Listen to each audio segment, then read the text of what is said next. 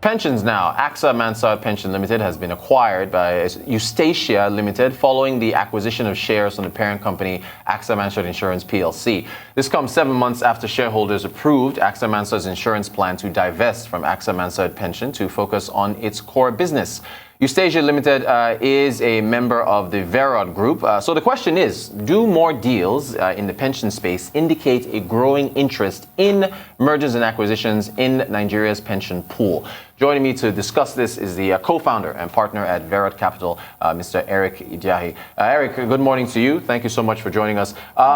Yes, welcome. Quick quote from you on the deal.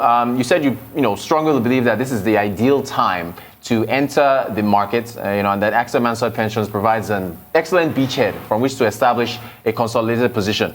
Looking at the market conditions in Nigeria and around the world, what makes this the ideal time, for a deal like this to enter the pension space? Speaking particularly for Nigeria first, I think the Nigerian market population is growing quite fast. We expect to be the third largest country in terms of population in the next 20 years. So with that growth, you have a lot more people entering into the job market.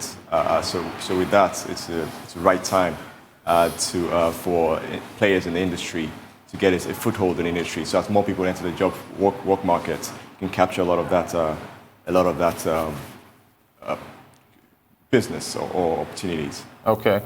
All right. So FCMB, back in this was late June, looking at acquiring a majority stake in ICO Pensions. Now we've got this news here with Eusacia. Can we expect more announcements from this space down the line, maybe before the year is over or early next year as well? Yes, I think there's a lot of interesting things happening in the industry, and you should definitely expect a lot more news. I believe the industry is leaning towards more consolidation, so a lot of that should happen in the near future.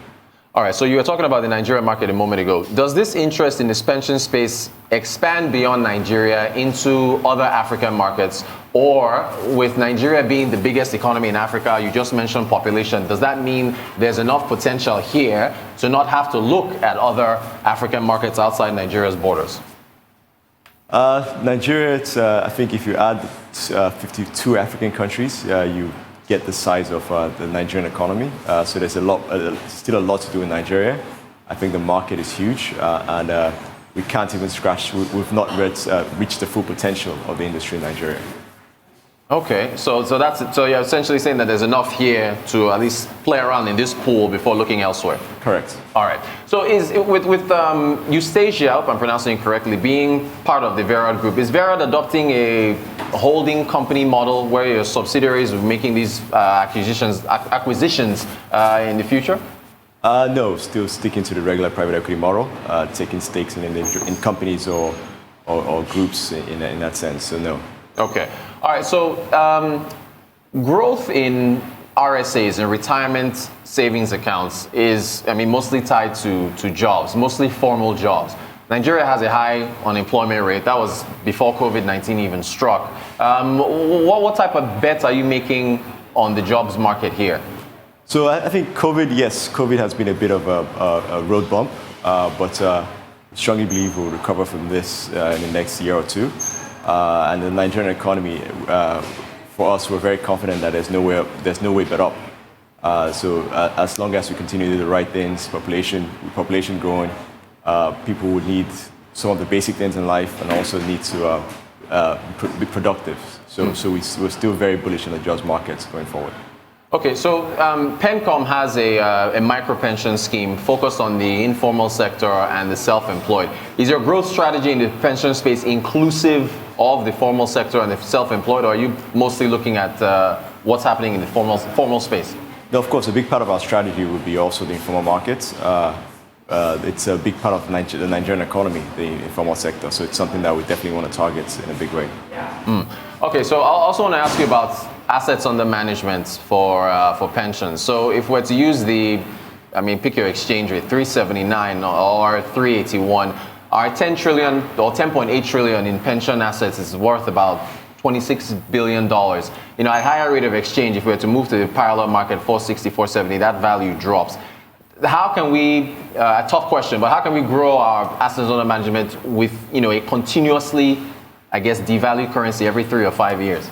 So one of the things is just making sure we have the pension players in the market or people in the industry have make investments in the right returns and actually achieve the right returns, so that those returns can actually make up for whatever devaluation in currency you have. Yes, it is hard comparing the AUMs on the management or your value to the dollars because yes, there has been on average a constant devaluation over the last 20, 30 years or so, and we expect that to continue just based on the inflation rate differential between Nigeria and the US, or the US dollar, the Naira and the US dollar. So it's something where it's just making sure you get the right returns to overtake that difference in currency devaluation. But also I believe the industry should look at making a diverse set of investments, maybe a little bit outside our current markets. Okay, great. Because the fact that you said that you actually see that continuing, that is the reduction in purchasing power, despite that, you're still encouraged to dive into this space. Very, very bullish, yes. That's fascinating. Okay, so is another answer, I mean, you've given one suggestion, is another answer to growing our assets under management taking more risk? Pencom, for instance, it has the 2018 multi-fund structure with different risk pools, for instance. Is that the right direction? Yeah, so I think Pencom has done a great job managing the structure or the framework of the industry and the investments in industry. It's people's money, so I think what Pencom has done is your level of risk you're comfortable with depends on your age bracket. Those are the different structures that were encouraged by Pencom. But also it's supposed to be retirement savings, so there's a certain element of risk that should be taken. There's a threshold for risk when you're managing people's potential life savings or future income after retirement. Okay, so then that essentially means that there are, I don't know, I guess caught between a rock and a hard place, right? You can't really push too hard to... So essentially, my prior question of being worried about assets under management and putting it in dollar terms, that comes secondary to the fact that these are people's retirement funds that you're investing, and so that becomes the priority. So it's safety first before growth. There has to be a balance of safety and growth, yes. Wow, that's pretty tough. Okay, so with regards to the pension space, what's Verod's focus or Eusacia? Is it growing market share? Do you bother with assets under management now or not? How do you describe how things are looking forward? I mean, we're new into the industry. We're just making the first initial acquisition. So for us to really watch the market, but we're really focused on our growth and just consolidating our position across the industry as we come in. All right, so of course, there's a recession already projected for 2020.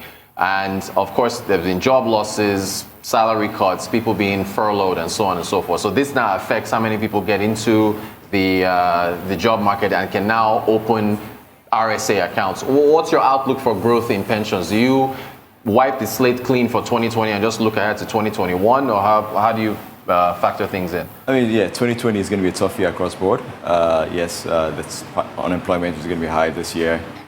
So we're really looking forward to the next year as the recovery picks up and more jobs come to the market and more people get their jobs back. So yes, it's 2020 for us. It's bleak. Thanks for the honest assessment.